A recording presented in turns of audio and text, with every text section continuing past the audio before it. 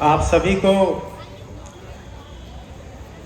संविधान दिवस की 75वीं वर्षगांठ की हार्दिक मंगल कामनाएं।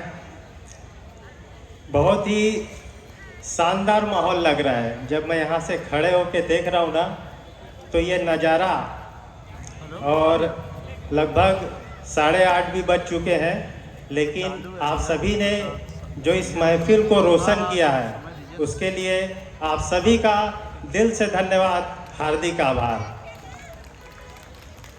असल में ये जो 26 नवंबर संविधान दिवस का जो कार्यक्रम होता है, मैं अपने और अपने मंच के साथियों के तरफ से अगर एक बात कहूँ तो ये सिर्फ एक दिन और उस एक दिन के 4 घंटे का प्रोग्राम नहीं है। ये एक हमारी भावना है, और ये कार्यक्रम हमें साल भर ऊर्जा देता है।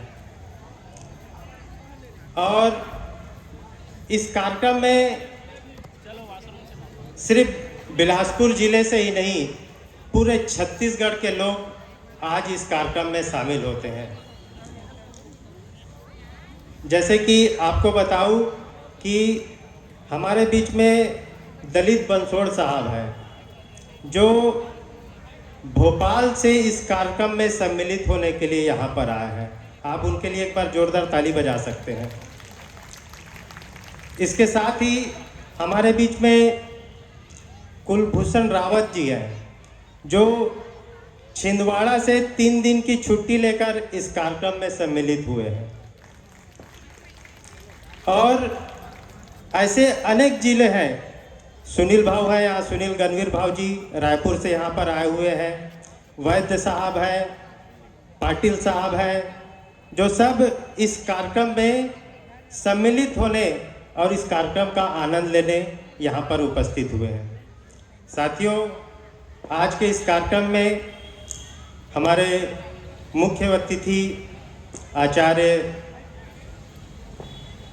राजेश चंद्रा जी, जो प्रगाढ़ बौद्ध विद्वान एवं समाज सेवी के रूप से जाने जाते हैं, आज हमारे बीच में उपस्थित हैं। इसी के साथ हमारे प्रेरणा स्रोत, जिससे हमारा एक बार से कहूँ कि भावनात्मक संबंध है, प्रोफेसर राजकुमार सर जी, जो हमेशा हमें प्रेरित करते हैं, हमें प्रोत्साहन करते रहते हैं। और आज उनका मुंगेली में भी प्रोग्राम था, लेकिन फिर भी हम जीत करके बोले कि सर आपको इस कार्यक्रम में उपस्थित होना ही है। तो वो अपना कार्यक्रम जल्दी एडजस्ट करके आज हमारे बीच में उपस्थित हैं। तो और आप सभी जो यहाँ पे उपस्थित है, संविधान को मानने वाले, संविधान पर विश्वास करने वालों, आप सभी को मैं इस संविधान दिवस की 75वीं वर्षगांठ की हृदय से धन्यवाद देता हूँ, शुभकामनाएं देता हूँ। हमारा संविधान जिंदाबाद। साथियों, आज 26 नवंबर है, जिसे संपूर्ण भारत में संविधान दिवस के रूप में मनाया जाता है। आज ही के दिन 1949 में हम भारत के लोगों ने भारत का संविधान बनाकर स्वयं स्वीकृत किया था। दुनिया का ऐसा महान एवं सबसे बड़ा संविधान केवल 10 महीने और 5 दिनों में लिखकर अपनाया गया। जहां संविधान सभा ने इस कार्य के लिए 166 दिवस, वहीं मसौदा समिति के अध्यक्ष डॉक्टर बाबा साहेब आम्बेडकर ने मात्र 141 दिवस में यह कार्य पूरा किया। 395 अनुच्छेद और 8 अनुसूची वाले इस संविधान के समक्ष दुनिया का कोई भी संविधान ना तो लंबाई में, ना समय सीमा में, और ना ही विशेषताओं में करीब आता है। साथियों, संविधान केवल और केवल कानूनी किताब नहीं है, इसे समाज शास्त्रीय दृष्टिकोण से भी देखा जाना आवश्यक है, क्योंकि इस संविधान ने अनेक सामाजिक प्रश्नों का हल हमको दिया है। संविधान के द्वारा ही व्यक्ति की अस्मिता, व्यक्ति का व्यवसाय, व्यक्ति के अधिकार, उसकी बोली, उसका जीवन, उसकी धर्म एवं संस्कृति आदि अनेक सामाजिक सरोकार निर्धारित होते हैं और इसी के आधार पर अनेकता में एकता का सृजन होता है। यही एक नियमावली है जो जाति पात, धर्म और प्रांत इन सबको गौड़ करते हुए हमें भारतीय नागरिक होने का गौरव प्रदान करती है। यही एक नियमावली है जो ऊंच नीच, स्त्री पुरुष, अछूत एवं सछूत, ग्रामीण एवं शहरी, अमीर एवं गरीब आदि का भेद मिटाकर संविधान के सामने सबको एक समान अधिकार प्रदान करती है। साथियों, जब से संविधान लागू हुआ है, इसके इर्द गिर्द 3 महत्वपूर्ण बिंदु घूमते रहे हैं। पहला, समता, स्वतंत्रता एवं बंधुत्व के आधार पर सामाजिक संरचना का सृजन। दूसरा, हजारों जातियों एवं भाषाओं में बटे समाज को एकत्रित कर सामाजिक संरचना को मजबूत करना। एवं तीसरा, आर्थिक उन्नति को आगे बढ़ाना। साथियों, ये एक संविधान ही है जिसके द्वारा भारत अपनी अखंड अस्मिता लिए हुए उन्नति एवं प्रगति के मार्ग पर अग्रसर है। साथियों, 1950 के बाद लगभग 50 देशों ने अपना संविधान बनाया। भारत उनमें सबसे पहले है। हालांकि आज़ादी का आंदोलन और भारत के संविधान का आपस में कोई संबंध नहीं। ये दोनों अलग अलग घटनाएं हैं। जब सन 1928 में साइमन कमीशन का भारत में आगमन हुआ तो उस समय कॉन्स्टिट्यूशन सेटलमेंट की बात उठी।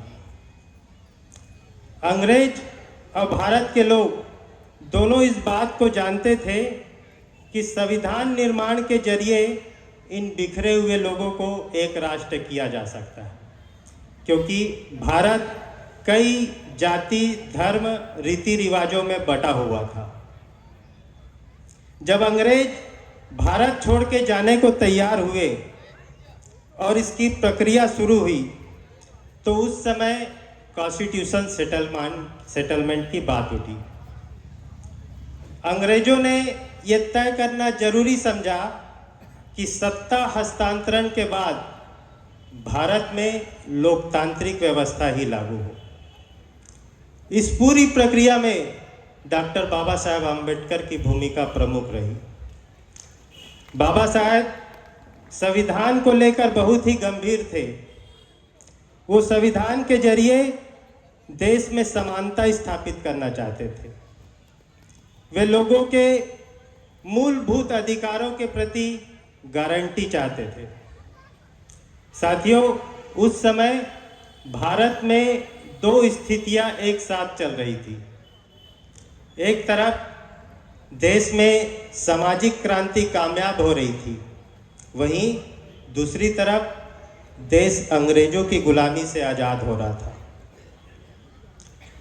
तो साहू जी महाराज, ज्योतिबा फुले, नारायण गुरु और डॉक्टर बाबा साहब आम्बेडकर के माध्यम से देश में जो सामाजिक क्रांति आई थी उसे एक पहचान चाहिए थी।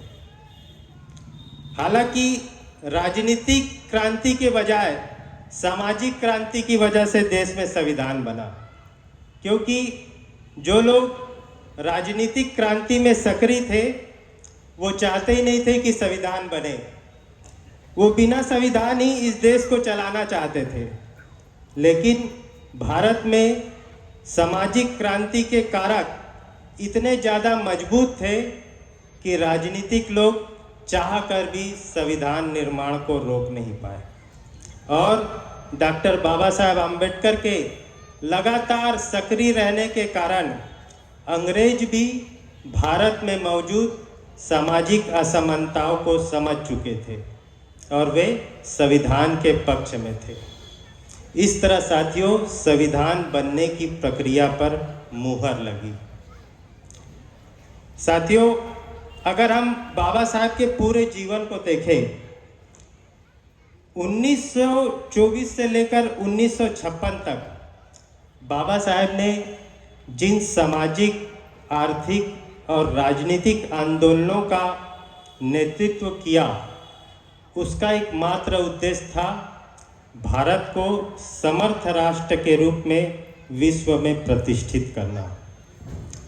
साथियों, राष्ट्र का मतलब केवल नदी, पहाड़, झरने, हरियाली, मिट्टी ये नहीं होता, बल्कि उस भूप्रदेश में रहने वाला मनुष्य महत्व रखता है। उसके सुख दुख, उसकी पीड़ा, उसकी वेदना, उसके भविष्य संबंधी विचारों को केंद्र बिंदु मानना बाबा साहब का राष्ट्रीय विचार है। उसे बंधुआपन से कैसे मुक्ति हो, वो स्वाभिमान के साथ कैसे जी सके, उसे यथार्थ में संपूर्ण स्वतंत्रता कैसे प्राप्त हो, इस तरह के इर्द गिर्द विचारों के बीच बाबा साहब का विचार मंथन चलता रहता था। और ऐसा नहीं है कि बाबा साहब ने अपने विचार किसी के ऊपर थोपे, बल्कि उन्होंने अपने विचारों को भी अंतिम सत्य नहीं माना। उन्होंने कहा कि कोई बुद्धिवादी अगर मेरे विचारों से मतभेद प्रकट करते हुए अगर सही बात कहता है तो मैं अपने पूर्व मतों को त्याग दूंगा। बाबा साहब जैसा विवेकनिष्ठ और गतिशील अन्वेषक ही इस प्रकार की स्वीकारता दे सकता है। साथियों, आप सभी जानते हैं, बाबा साहब ने अपने जीवन के अंतिम समय में बौद्ध धर्म ग्रहण किया था। वो धम्म और धर्म में अंतर मानते थे। धर्म को परिभाषित करते हुए वो एक सवाल के जवाब में कहते हैं कि जीवन जीने के लिए मनुष्य में उत्साह होना चाहिए। अगर उत्साह ना हो तो मनुष्य का मन रोगी हो जाता है। उत्साह के बिना जीवन उदास है, निराश है। और आगे वो बताते हैं कि जीवन में उत्साह कब जागता है। जीवन में उत्साह तब जागता है जब मनुष्य संतुष्ट होता है, उसको उसके श्रम का न्यायोचित पारिश्रमिक मिल रहा होता है। उस समय मानव जीवन उत्साह से भरपूर, समृद्ध और प्रेरणा देने वाला बन जाता है। और आगे वो बताते हैं कि जीवन में उत्साह कब समाप्त होता है। जीवन में उत्साह तब समाप्त होता है जब उसको अपने जीवन स्तर सुधारने की कोई उम्मीद नहीं दिखाई देती, जब वो पूरी तरह हताश और निराश हो जाता है। उस समय मानव जीवन से उत्साह लुप्त हो जाता है। गरीबों के जीवन में इस तरह का वातावरण निर्मित करने का काम धर्म करता है। धर्म अस्पृश्यों को इस तरह के वातावरण निर्माण की प्रेरणा नहीं देता। और जब बाबा साहब को संविधान लिखने का अवसर मिला तो उन्होंने क्या किया? उन्होंने इस देश के करोड़ों दलितों, गरीबों, वंचितों, जो अधिकार शून्य थे, उन लोगों के जीवन में संविधान में दिए गए संवैधानिक अधिकारों के माध्यम से उत्साह भरने का काम किया। आज जो आप इस महफिल को देख रहे हो, ये आज हमारे बदन में जो उजले हुए कपड़े हैं ना, और ये नीला जैकेट, ये बाबा साहब के उस तपस्या, उस संघर्ष का परिणाम है कि मैं आज इस मंच से आपको संबोधित कर पा रहा हूँ। नहीं तो हमारी क्या औकात थी। असल में धर्म ने जो जो चीज हमसे छीना है, संविधान ने हमें सूद समेत वापस लौटाया। धर्म ने हमें अशिक्षित रखा, संविधान ने हमें शिक्षित बनाया। धर्म में हम भिखारी थे, संविधान ने हमको अधिकारी और व्यापारी बना दिया। धर्म ने हमें गंदी बस्ती में रहने के लिए मजबूर किया, संविधान ने हमको महलों में लाके खड़ा कर दिया। आज ये जो परिसर है, ये जो मंच है, ये जो सभा है, साथियों, ये किसी महल से कम नहीं है और आप सब इस महल के राजकुमार हैं। आप सब अपने लिए इसके लिए ताली बजा सकते हैं। इस घर को देखिए, इस घर में लाइब्रेरी है, इस घर में शिक्षा है, इस घर में सम्मान है, इस घर में संगीत भी है और जीवन में संगीत बजते रहना चाहिए। जीवन में जब संगीत बजता है तभी जीवन में उत्साह रहता है।